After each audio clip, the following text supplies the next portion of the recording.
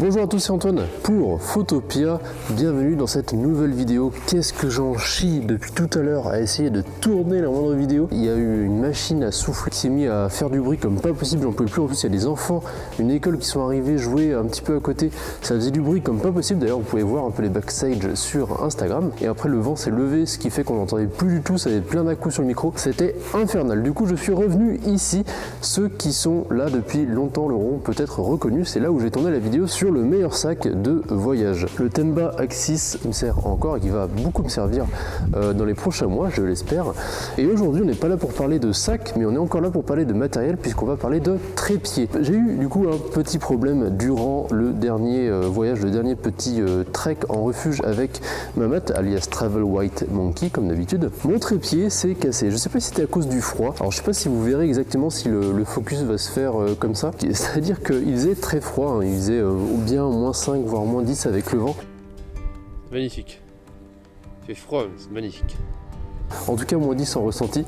Et il se trouve qu'on avait les trépieds dans la neige. Et le mien, j'ai posé mon réflexe dessus. J'ai juste fait un petit peu comme ça en le poussant dans la neige pour que ça puisse bien tenir. Et d'un coup ça, plouf, ça a lâché. Donc plus de trépied. J'étais seulement sur 2 pieds, enfin 3 avec celui-ci. Ce qui m'a poussé du coup forcément à en racheter un nouveau. J'ai dû faire plein de nouvelles recherches pour trouver le trépied qui allait pouvoir me suivre partout en voyage. Après avoir utilisé celui-ci pendant quelques années quand même, j'ai pu en déduire quelques bons points et quelques mauvais points pour pouvoir me décider sur enfin le choix du trépied qui m'allait le plus parfaitement pour voyager. Je ne sais pas si vous connaissez la marque, je savais qu'ils faisaient 2-3 trucs mais je la connaissais pas plus que ça, j'avais surtout en tête comme tout le monde Manfrotto, Vanguard aussi. Et là je me suis orienté sur la marque Sirui qui est une marque, je sais plus si c'est chinois ou taïwanais, alors là si les taïwanais m'entendent dire ça, je vais me faire taper sur les doigts. En tout cas c'est une marque qui est en Europe installée en Allemagne. J'ai trouvé ça, ce n'était pas du tout, mais alors pas du tout conseillé dans les différents sites de trépied que j'ai pu regarder. J'ai fait plein de sites pour voir tout ce qui était conseillé et en fait je me suis vite rendu compte qu'à chaque fois les gens conseillaient la même chose simplement parce que sur le trépied il y avait marqué Traveler et du coup forcément on fait ah bah tiens c'est fait pour le voyage. Alors la plupart du temps oui, mais je vais vous expliquer 2-3 points qui font que celui-ci me va beaucoup mieux. Bonjour, j'ai 3 personnes qui sont juste derrière, j'espère qu'ils vont partir assez vite parce que là il faut que j'enregistre la vidéo. C'est bon, ils sont partis. Le Sirui AM225EU.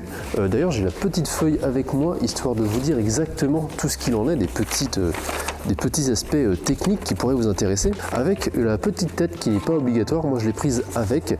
C'est la B00KAM2, donc voilà, toujours des noms très techniques.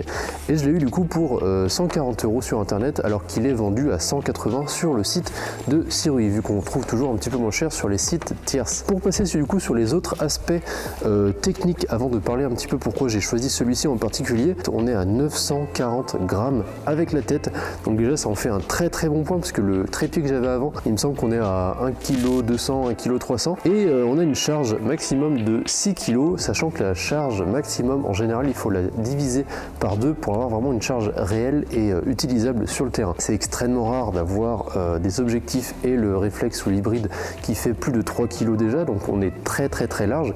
Néanmoins, si vous voulez par exemple installer un objectif animalier, entre autres, ou sportif, donc les très gros téléobjectifs, ça risque d'être bien plus compliqué. De toute façon, vous n'allez pas partir sur ce genre de trépied si déjà vous avez les objectifs pour l'animalier. Ce sera des choses qui sont beaucoup plus massives et qui vont pouvoir porter des charges bien plus fortes. On a une hauteur max, et on va y revenir, à 126,8, donc 127 cm, 1m27, et refermé exactement avec la tête, on est à 46,5 cm. Ce qui nous fait du coup un trépied extrêmement compact. Pourquoi du coup j'ai pu choisir ce trépied à la place de celui-ci? Forcément le poids, on a des trépieds qui sont déjà à la base faits entre autres de carbone et ça forcément ça réduit énormément le poids et en plus c'est assez joli et surtout il est extrêmement compact et extrêmement fin, alors que celui-ci, comme beaucoup de trépieds de voyage, vous avez une colonne centrale et déjà j'ai trouvé ça extrêmement difficile de trouver un trépied sans colonne centrale, parce que pour moi le gros désavantage des colonnes centrales c'est que déjà pour beaucoup de trépieds trépieds qui sont présentés comme du voyage. Une fois que vous les dépliez, c'est-à-dire que vous avez les pieds qui se retournent complètement ici. Moi, c'était pas le cas avec celui-ci, justement, c'est pour ça que je l'avais pris, parce que la tête, on pouvait la baisser, ce qui fait qu'on avait quelque chose de beaucoup plus stable à ce niveau-là. Vu que vous avez le trépied qui vous est vendu comme voyage, qui doit être utilisable à tout instant, vous perdez énormément en stabilité rien qu'avec ça. Alors ça a beau être assez rigide, bien évidemment, ça n'empêchera pas que l'appareil, avec son poids une fois au-dessus, ça va beaucoup plus bouger, bien évidemment. Un des points qui me semblait être le plus important, c'était déjà d'avoir un trépied qui puisse au moins se rétracter vers le bas comme ça, histoire d'avoir un centre de gravité qui est réparti du coup au bout de chaque pied, donc des 3 pieds du trépied, pour que ça soit beaucoup plus stable. Et ça, c'était un des points primordiaux. Un des points qui me dérange avec les trépieds de voyage, vu comme ils sont vendus la plupart du temps, c'est au niveau de leur hauteur. À chaque fois, on vous dit, regardez, ce trépied, il est génial, il monte jusqu'à 1m40, 1m50, vous n'avez même pas besoin de vous baisser, c'est absolument génial. Et ça, je déteste ça. Pourquoi je déteste ça? Simplement parce que déjà, je me suis rendu compte, et je le savais déjà plus ou moins en achetant celui-ci, c'est entre autres pour ça que j'avais pris comme ça. Pourquoi j'avais pas besoin de cette hauteur-là? Parce que je me suis rendu compte que très souvent, extrêmement souvent, quand je prends mes photos, je suis extrêmement rarement à hauteur des yeux. C'est très souvent placé au niveau du sol à 1 mètre maximum, mais très souvent ça va être à 20-30 cm du sol, histoire d'avoir quelque chose qui est très rapproché du sol et qui va changer du point de vue de l'œil humain. Et ça, c'est une des caractéristiques les plus importantes en photographie, c'est vraiment d'essayer de changer vos points de vue. Et donc avoir un trépied qui va monter à la hauteur de vos yeux, pour moi c'est contre-productif et ça va que réduire la qualité et la créativité de vos photos. Quand je l'ai reçu et quand je l'ai vu sur internet, je voyais que les pieds étaient quand même très fins, et en fait je me suis rendu compte quand je l'ai reçu que la qualité suivait énormément. Et je suis vraiment très content de la qualité du produit.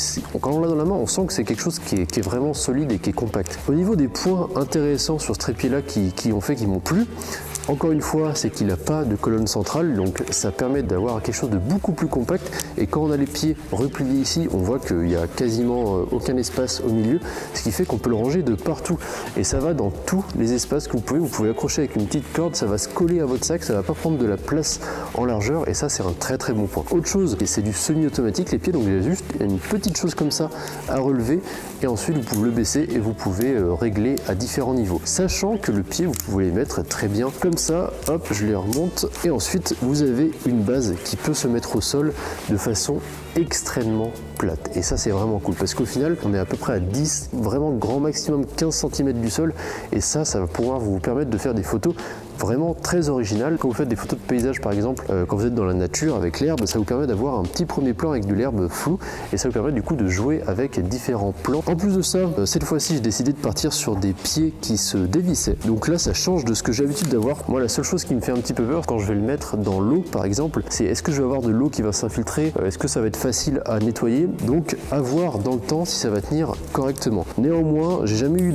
énormément de retours sur internet qui disaient comme quoi c'était une mauvaise idée. Donc après je pense que c'est plus un choix personnel. Au début j'ai été convaincu par les clips un petit peu qui sont comme ça, là, qui sont à enlever. Au final je trouve que ça c'est très bien.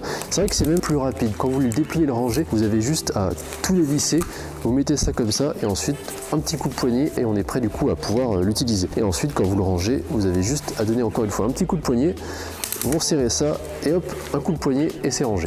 Et c'est vrai que bon, mine de rien, c'est assez vendeur et ça donne envie de l'utiliser plus facilement sur le terrain, puisque vous mettez pratiquement aucun temps pour l'utiliser. Ensuite, dans le paquet, on avait un petit mousqueton, un petit crochet comme ça qui s'accroche en dessous, que vous pouvez enlever si ça vous gêne, juste en le dévissant, et accrocher après autre chose, parce que c'est un pas de vis standard pour la photo. Et ensuite, du coup, vous pouvez lester votre trépied pour pouvoir mettre un petit poids et que ce soit encore plus stable. Une autre petite chose aussi, c'est un petit détail mine de rien, mais qui peut faire la différence de temps en temps, et ça j'ai beaucoup apprécié, c'est le fait d'avoir un petit pas de vis à accessoires sur le côté. Et ça c'est vraiment cool, parce que des fois quand je me filme entre autres sur les vidéos dans le bureau, j'ai besoin d'un autre trépied pour mettre mon panneau LED et pour pouvoir m'éclairer.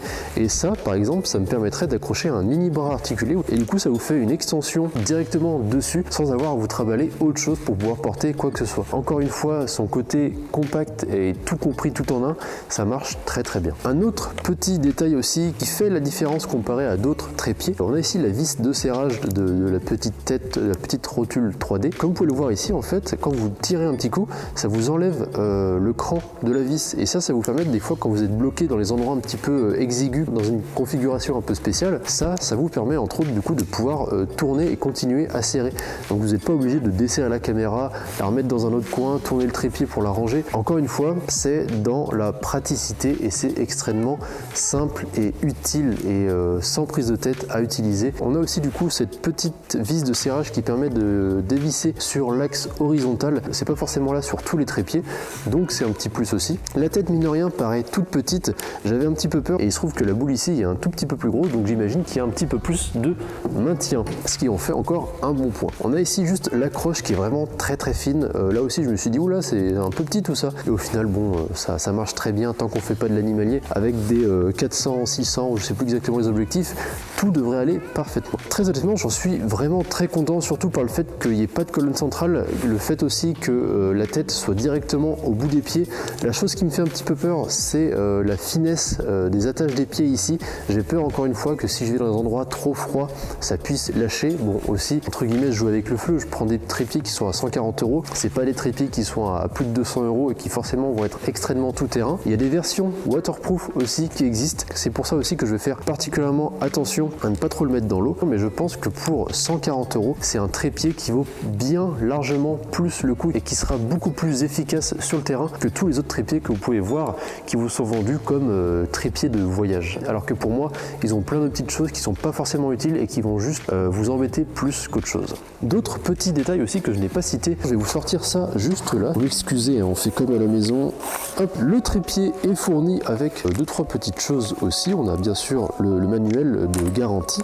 On a un petit autocollant, on a un jeu de clé Allen bien évidemment pour pouvoir réparer, resserrer tout ce qu'on a besoin. En général, avec une seule clé Allen, vous pouvez à peu près tout faire. Vous avez aussi la possibilité de mettre différents doigts de pied, j'ai envie de dire. Ici, vous avez ceux qui sont en caoutchouc et ensuite, vous avez deux fournis avec des petits pieds qui sont en métal.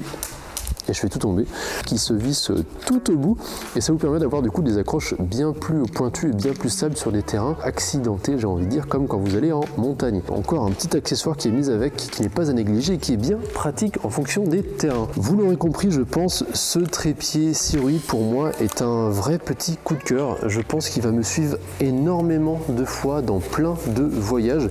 Je vais le desserrer et le mettre en action pour vous. Bon, j'ai pas tous les pieds qui correspondent, j'ai deux en caoutchouc et un pic, mais c'est pas grave. J'ai qu'une hâte maintenant, c'est de l'utiliser sur le terrain, de voir ce que ça vaut à la montagne, de voir ce que ça vaut aussi sur la route, etc. Quand je mets comme ça, j'ai dézoomé un petit peu pour que vous puissiez voir correctement. Quand vous l'avez à côté de vous, moi je fais 1m82 à peu près. Là il m'arrive juste au niveau des côtes à peu près. Mais voilà du coup ce que ça donne ici. J'en suis extrêmement content encore une fois, je vais me répéter. J'espère que la vidéo vous a plu, j'espère que ça résonne pas trop, je m'entends un petit peu parler. Je vous retrouve la semaine prochaine pour une nouvelle vidéo. Pensez bien à vous abonner si la vidéo vous a plu, il y a plein de belles choses qui arrivent cette année, je l'espère, on croise les doigts en tout cas.